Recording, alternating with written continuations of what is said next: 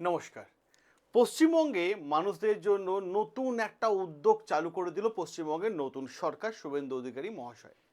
কি উদ্যোগ সেটা? মহিলাদের জন্য, হ্যাঁ, মহিলাদের জন্য বিনামূল্যে বাস পরিষেবা।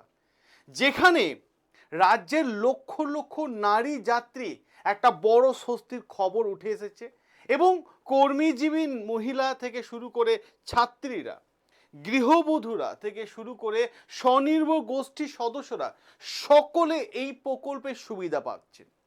এবং রাজ্য সরকার দাবি করেছেন এই উদ্যোগটা হলো মূলত আর্থিক সাশ্রয় নিশ্চিত করা এবং নিরাপদ এবং সহজে যাতায়াত সুযোগ সুবিধা বৃদ্ধি করে দেওয়া, যেখানে প্রত্যেকটা দিন মানুষের বাসে ভাড়া যে খরচা, সেই খরচা থেকে অনেকটাই তাদের পয়সা তারা বাঁচাতে পারবেন।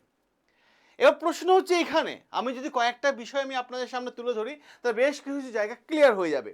ধরুন বর্ধমানে কেউ একজন আছে, নাম XYZ কিছু একটা, তিনি কলেজ যাতায়াতের জন্য বা পড়াশোনার জন্য বা টিউশনের জন্য প্রত্যেকটা দিন একটা জায়গা থেকে বর্ধমানে আসতে হয়, কোনো একটা জায়গা থেকে বর্ধমানে আসতে হয়। তার হয়তো যাতায়াত খরচা বাস ভাড়া লাগে হয়তো 50 টাকা। এবার থেকে সে কিন্তু বিনা পয়সায়, হ্যাঁ, বিনা পয়সায় সে যাতায়াত করতে পারবে। বরং ওই যে টাকাটা 40-50 টাকাটা প্রত্যেকটা দিন জমা করলে মাসের শেষে অনেকটা অংশ হয়ে যায়, সেই টাকায় বই খাতা কিনতে পারবে। এবং বিশেষ করে কর্মীজীবী মহিলাদের জন্য কিন্তু ভালো খবর এটাও। কারণটা কি? কারণ একজন মহিলা যখন সে চাকরিতে যায় বা কাজে যায়, তা দেখা যায় যে মাসের শেষে 1400 থেকে 1500 টাকা বাস ভাড়ায় লেগে যায়। সেই টাকাটা সে সাশ্রয় করতে পারবেন, নিজের সঞ্চয়ে রাখতে পারবেন। অপরদিকে বিভিন্ন স্বনির্ভর গোষ্ঠী আছে, সেখানে মহিলাদের এক জায়গা থেকে আরেক জায়গায় যেতে হয়, তাদেরও বাস ভাড়া কিন্তু বেঁচে গেল। এবং কোন কোন দিক লক্ষ্য রেখে পশ্চিমবঙ্গ সরকার এই বিষয়টার উপর নজরদারি করেছেন সেইগুলো আমি বলে দিই আপনাদেরকে।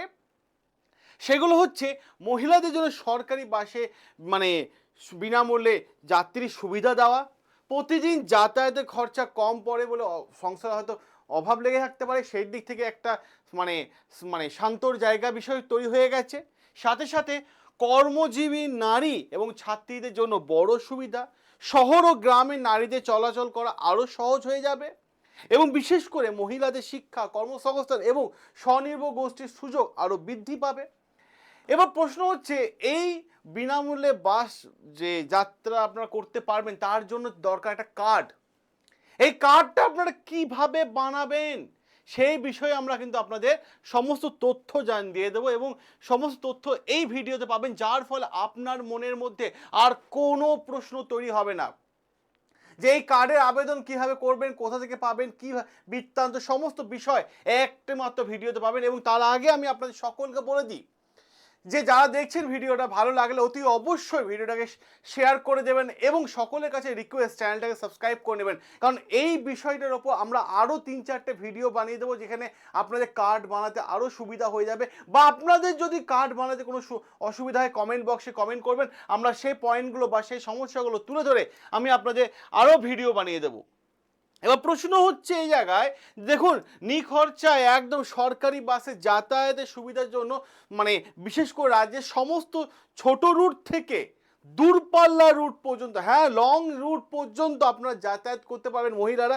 বিশেষ করে দার্জিলিং, দীঘা থেকে দীঘা, হ্যাঁ, কলকাতা থেকে হাওড়া, হ্যাঁ, এরকম ব্যাপার। NBSTC, SBSTC, WBTC, CTC, এই বাসে যাতায়াত করলে আপনাদের কোনো পয়সা লাগবে না, কোনো পয়সা লাগবে না। আর এই সুবিধা পাওয়ার জন্য সরকার একটা নির্দিষ্ট গাইডলাইন তৈরি করে দিয়েছে, সেখানে আপনাদের কি কি নথি লাগবে, কি কি সুবিধা পাবেন তা পরিষ্কারভাবে বলে দেওয়া হয়েছে। এবং সরকারের তরফ থেকে মহিলাদের বাসে বিনামূল্যে যাতায়াতের জন্য একটা পিঙ্ক কার্ড, হ্যাঁ, পিঙ্ক কার্ড বা একটি স্মার্ট কার্ড, যেটা দেখিয়ে দিলে আপনি সরকারি বাসে ভ্রমণ করতে পারবেন।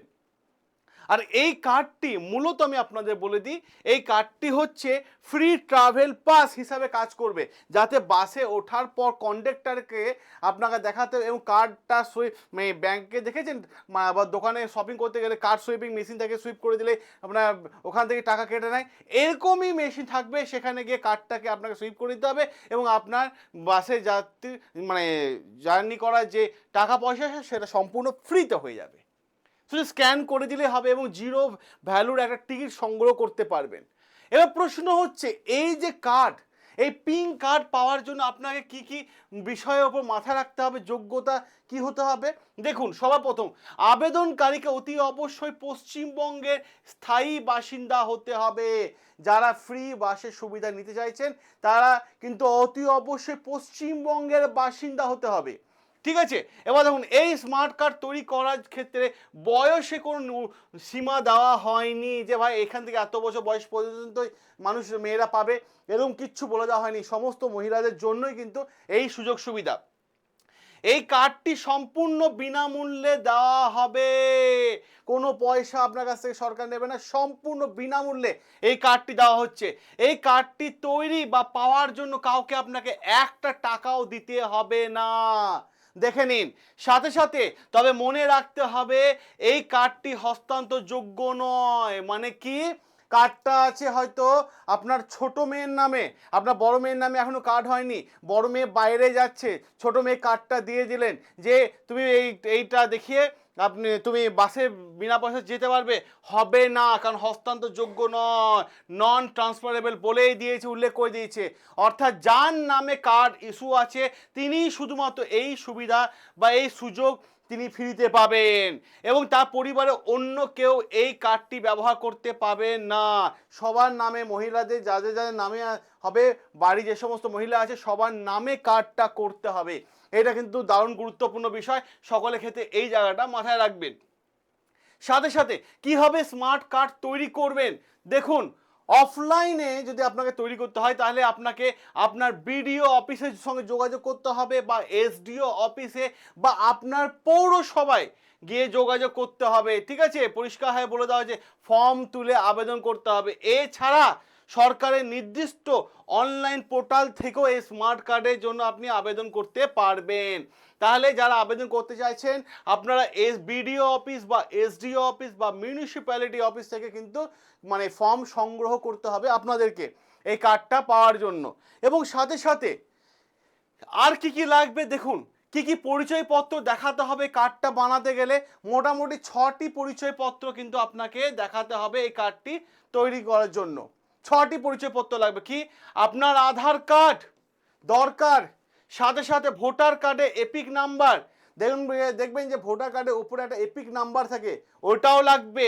প্যান কার্ড লাগবে, ড্রাইভিং লাইসেন্স থাকলে সেটাও লাগবে, পাসপোর্ট লাগবে, ঠিক আছে, যদি থাকে সেটাও লাগবে, এবং গ্রামীণ কর্মসংস্থান গ্যারেন্টি কার্ড যাদের আছে তারা দিয়ে দেবেন, এবং আপনার ছবি, ঠিক আছে, ছবি দিয়ে দেবেন, ঠিক আছে, বা পেনশন যদি পেয়ে থাকেন সে পেনশনের নথিও কিন্তু আপনি অ্যাপ্লিকেশনের সাথে অ্যাড করে দিতে পারেন। তাহলে আপনার কিন্তু স্মার্ট কার্ডটা তৈরি হয়ে যাবে, আর কোনো অসুবিধা হবে না। এবার প্রশ্ন আসছে এই জায়গায় যে যারা আপনারা এই স্মার্ট কার্ডটা তৈরি করতে চাইছেন তাদেরকে আপনাদের একটাই কথা বলবো, এবং সাথে সাথে পশ্চিমবঙ্গ সরকারকে, হ্যাঁ, শুভেন্দু অধিকারী মহাশয়কে আমি ধন্যবাদ জানাবো এই ধরনের একটা সুযোগ সুবিধা, ঠিক আছে, মহিলাদেরকে পাইয়ে দেওয়ার জন্য। এবং সাথে সাথে আপনাদের মনে যদি আরও কোনো প্রশ্ন জেগে থাকে তাহলে অতি অবশ্যই এই ভিডিওর কমেন্ট বক্সে কমেন্ট তুলে ধরুন। আমরা আপনাদের মানে কমেন্টের সমস্যা যেগুলো থাকবে সেগুলোর ওপর ভিডিও করে দেবো। আর তার সাথে সাথে যারা এই চ্যানেলটা দেখছেন সাবস্ক্রাইব করে নিন, কারণ অনেক ভিডিও আসবে এই বিষয়টার ওপর ভিত্তি করে, এই পিঙ্ক কার্ডের ওপর ভিত্তি করে অনেক ভিডিও আসবে যেখানে সমস্ত পোর্টালে সমস্ত আপডেটের বিষয়গুলো আমরা আপনাদের তুলে ধরবো। সকলে ভালো থাকবেন, সুস্থ থাকবেন, সাবস্ক্রাইব করুন আমাদের চ্যানেল, যেখানে প্রত্যেকটা বিষয় আমরা আপনাদের সামনে তুলে ধরি। দেখা হবে আপনাদের সাথে নতুন আরও একটা গুরুত্বপূর্ণ আর্টিকেল নিয়ে।